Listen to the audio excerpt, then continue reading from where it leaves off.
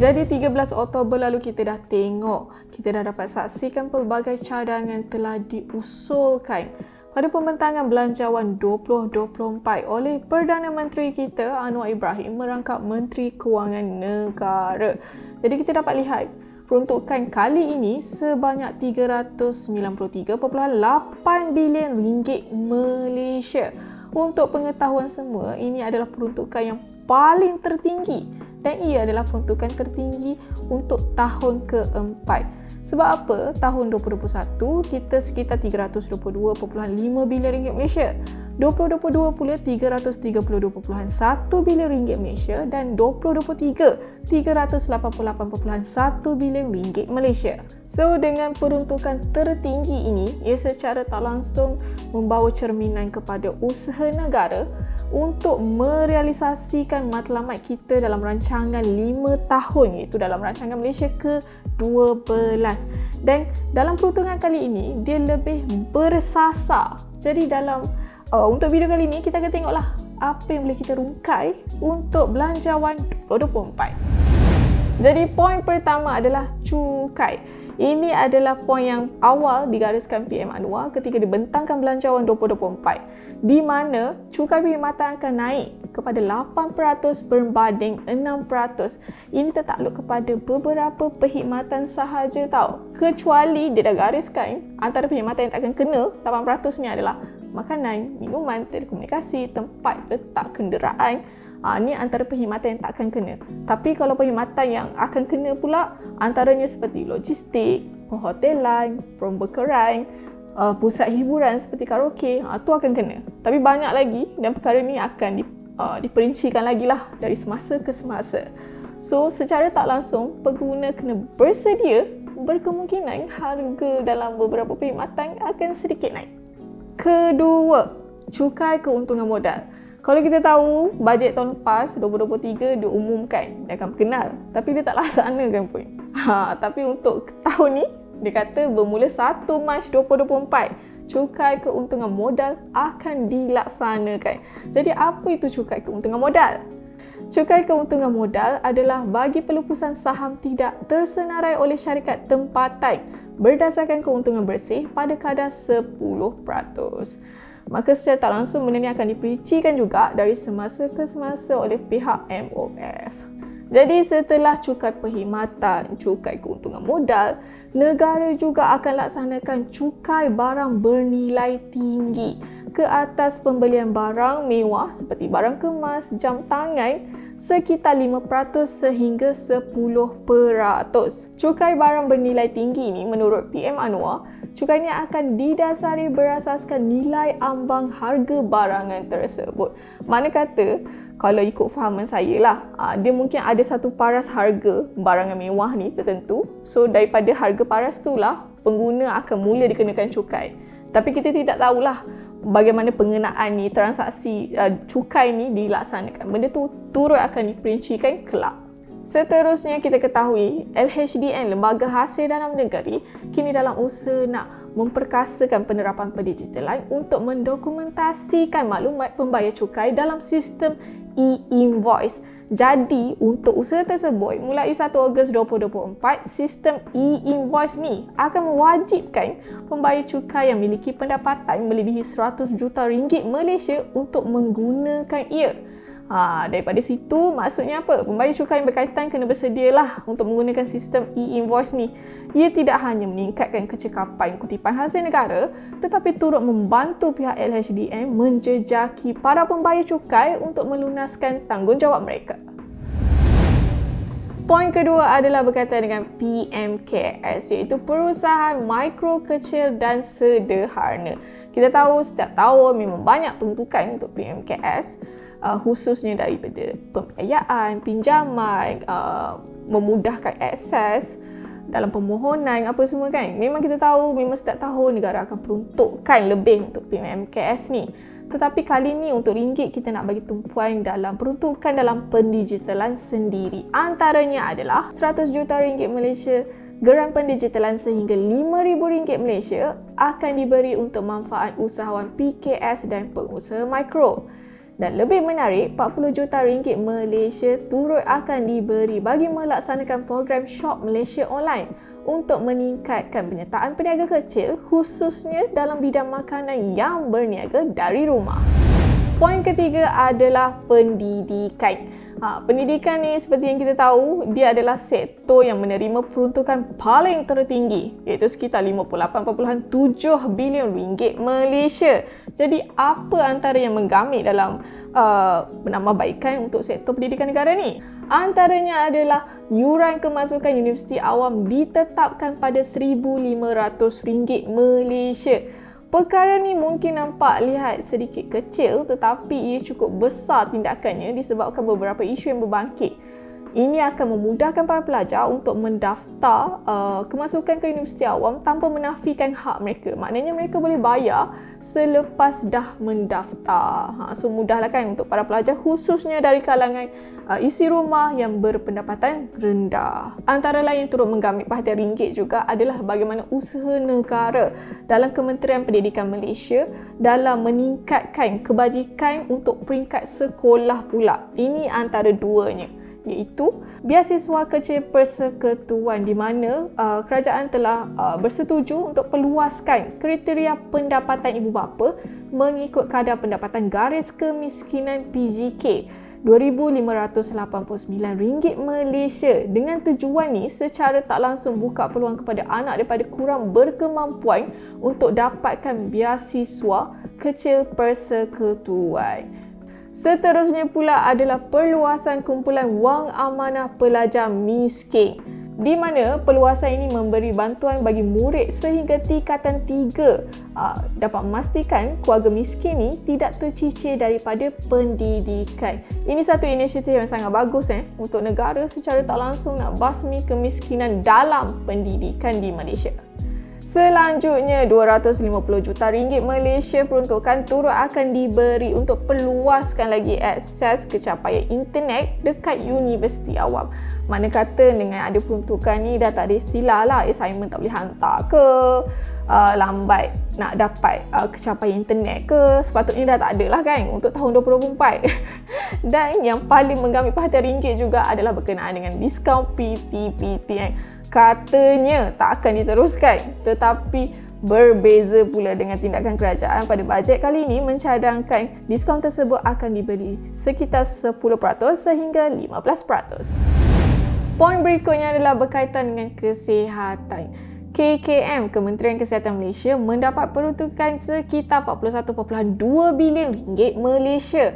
Saya kira ini adalah antara peruntukan tertinggi juga untuk kementerian, dan kita tahu sememangnya KKM akan dapat perluasan pelbagai akses untuk pembiayaan, pembekalan semuanya. Tapi apa yang menggamit perhatian ringgit juga adalah tentang RM150 juta Malaysia peruntukan disalurkan untuk memantapkan lagi sokongan digital pada fasiliti KKM. Seperti yang kita ketahui ketika ini, KKM dalam usaha untuk memperkasakan rekod pendigitalan mereka dalam fasiliti mereka, di mana kita tahu ada beberapa rawatan sememangnya masih menggunakan secara manual kemasukan data tu sendiri dan memerlukan pesakit sendiri bawa beberapa dokumen untuk ke mana-mana. So perkara tu kalau boleh secara berperingkat, kerajaan nak basmilah, kerajaan nak atasi dengan adanya sokongan digital tersebut. Di bawah kesihatan juga, sebagai usaha untuk membendung risiko kesihatan, beberapa langkah telah dicadangkan oleh kerajaan negara. Antaranya, mereka nak kenakan duty excise ke atas produk tembakau kunyah pada kadar 5% ditambah dengan RM27 Malaysia sekilogram. Seperti mana duty excise ni dimaklumkan yang dikenakan ke atas produk tembakau snuff. Kedua, kadar duty excise yang turut akan dikenakan iaitu adalah ke atas minuman bergula, akan dinaikkan daripada 40 sen kepada 50 sen seliter. Tapi jangan risaulah dengan kenaikan duty excise minuman bergula ni, hasil daripada kenaikan itu akan disumbangkan kepada segmen rawatan untuk penyakit kencing manis dan pusat dialisis. Dan pada bajet kali ini, apa yang bagusnya untuk dalam sektor kesihatan adalah RM100 juta Malaysia untuk perluasan skim perubatan madani di mana dijangka dia akan memanfaatkan sekitar 700,000 rakyat Malaysia, di mana daripada skim inilah secara tak langsung akses kesihatan akan lebih mudah untuk peringkat swasta dengan harga yang lebih murah. Dan poin berikutnya adalah tentang manfaat terhadap rakyat negara. Kali ni saya fikir ada beberapa insentif yang cukup mengejutkan lah. Maksudnya agak tinggi. Mungkin disebabkan usaha negara nak melaksanakan pelan subsidi bersasar secara tak langsung. Peruntukan yang ada di Malaysia lebih tinggi dan lebih boleh dinaik tarafkan dari semasa ke semasa. So perkara ni saya nampaklah berlaku untuk manfaat kepada rakyat. Antaranya adalah peruntukan untuk bantuan tunai rahmah dinaikkan kepada 10 bilion ringgit Malaysia. Usaha ini secara tak langsung akan memberi manfaat kepada 60% daripada golongan dewasa Malaysia. Tidak hanya pada itu, insentif RM2,000 Malaysia turut akan diberi kepada kaki tangan awam, insentif RM1,000 Malaysia untuk pesara termasuklah veteran tanpa pencen. Selain itu, rebat bil elektrik sehingga RM40 sebulan kepada isi rumah miskin Tegar dengan jumlah peruntukan RM55 juta Malaysia turut akan diberikan. Dalam pada masa yang sama, untuk menggalakkan lagi golongan belia sekitar umur 18 hingga 20 tahun dalam aktiviti kesukarelawan di negara, kerajaan memaklumkan akan bagi RM500 Malaysia. Tidak hanya itu, kerajaan turut memaklumkan pada bajet kali ini harga ayam dan telur akan diampunkan dengan lebih rendah. Maknanya harga ayam dan telur ni akan jadi sedikit mahal berkemungkinan berdasarkan harga pasaran. Tetapi perkara ni akan dimaklumkan dari semasa ke semasa berdasarkan perbincangan antara Kementerian Pertanian Makanan Sekuriti bersama dengan pengusaha industri dalam penternakan makanan.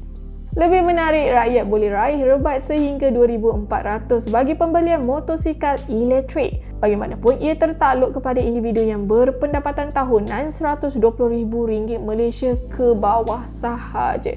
Menerusi tindakan ini secara tak langsung akan menggalakkan lagi lebih ramai rakyat negara memiliki kenderaan elektrik. Meskipun pendapatan tidaklah terlalu tinggi, tapi masih mampu nak beli EV.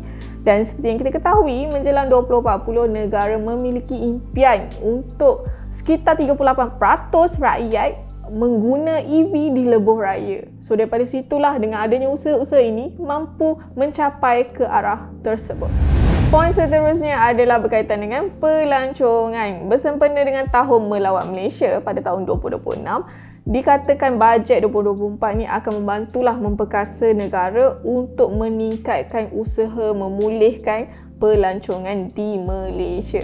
Dan untuk maklumat semua, setakat Ogos 2023, hampir 13 juta pelancong asing dah masuk ke negara kita dan merancakkan arena pelancongan kita. Jadi daripada poin ni kita akan lihatlah beberapa usaha telah digarapkan untuk tingkatkan arena pelancongan negara. Sekitar RM350 juta Malaysia akan diperuntukkan untuk galakkan aktiviti pelancongan di Malaysia. Sementara RM80 juta Malaysia pula akan diberikan untuk galakkan dan mengekalkan bangunan bersejarah dan tapak yang berpotensi untuk diiktiraf oleh UNESCO. Tidak hanya itu, potongan cukai hiburan kepada 10% bagi artis antarabangsa dan acara hiburan lain seperti tayangan filem, acara sukan dan permainan turut akan diberikan. Tidak hanya itu, RM160 juta Malaysia turut akan diberi kepada industri kreatif di Malaysia bagi mengekalkan seni budaya tradisional negara. Diikuti dengan RM90 juta Malaysia untuk insentif filem Malaysia bagi menggalakkan lagi pengeluaran filem untuk memenuhi standard global. Poin berikutnya adalah berkaitan dengan pembangunan. Kita tahu banyak peruntukan diberikan dalam usaha membangunkan Malaysia ni. Jadi ni antara tumpuan ringgit yang boleh kita perhatikan dalam bajet kali ini. Antaranya adalah sekitar 1.1 bilion ringgit Malaysia diberikan kepada Kelantan, Sabah dan wilayah Persekutuan Labuan untuk tangani masalah air bersih di negeri tersebut. Kedua adalah kerajaan telah bersetuju untuk meneruskan semula pembinaan 5 stesen projek LRT3 di mana berjumlah 4.7 bilion ringgit Malaysia akan diperuntukkan Melalui pembangunan ini, dijangka dia akan memberi manfaat kepada 2 juta penduduk Lembah Kelang. Dan berikutnya adalah selepas kerajaan bertindak memulihkan kembali imej tandas di sekolah, kini kerajaan beralih pula nak menyelenggara tandas awam di seluruh Malaysia ni dengan peruntukan 150 juta ringgit Malaysia. Adanya usaha ni saya fikir selain dia akan meningkatkan imej negara untuk pelancong-pelancong semua, kalau kita datang tengok tandas awam kita, secara tak langsung dia memberi satu galakan kepada rakyat juga untuk sama-sama menjaga dengan adanya pembaharuan pada fasiliti awam ini. Tidak hanya itu, dalam peruntukan pembangunan juga, kerajaan turut memfokuskan untuk menaik taraf 10,000 gerai makanan dan warung di seluruh negara bersama dengan peruntukan 10 juta ringgit Malaysia. Poin terakhir kita pula untuk bajet kali ini adalah berkaitan dengan kumpulan wang simpanan pekerja. Terdapat beberapa telah digariskan dan perkara ini saya kira satu manfaat yang baik buat para pencarum, khususnya 15 juta pekerja yang telah mencarum dengan KWSP. Ini akan memberi manfaat secara untuk tempoh masa panjang. Antaranya adalah skim keselamatan sosial suri rumah akan diteruskan dengan peruntukan 50 juta ringgit Malaysia. Usaha ini akan memanfaatkan lebih 400,000 suri rumah wanita yang berdaftar di bawah IKASih.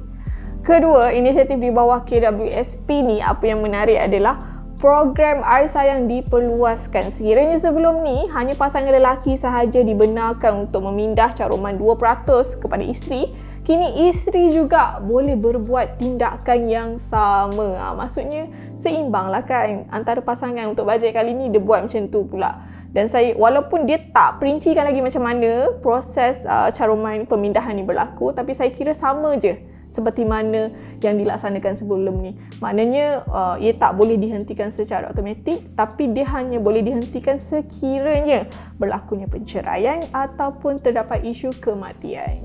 Ketiga, di bawah inisiatif KWSP juga, kerajaan sukacita memaklumkan KWSP akan perkenalkan akaun fleksibel di mana membenarkan para pencarum untuk mengakses wang tunai caruman mereka pada bila-bila masa sahaja, khususnya ketika tempoh kecemasan.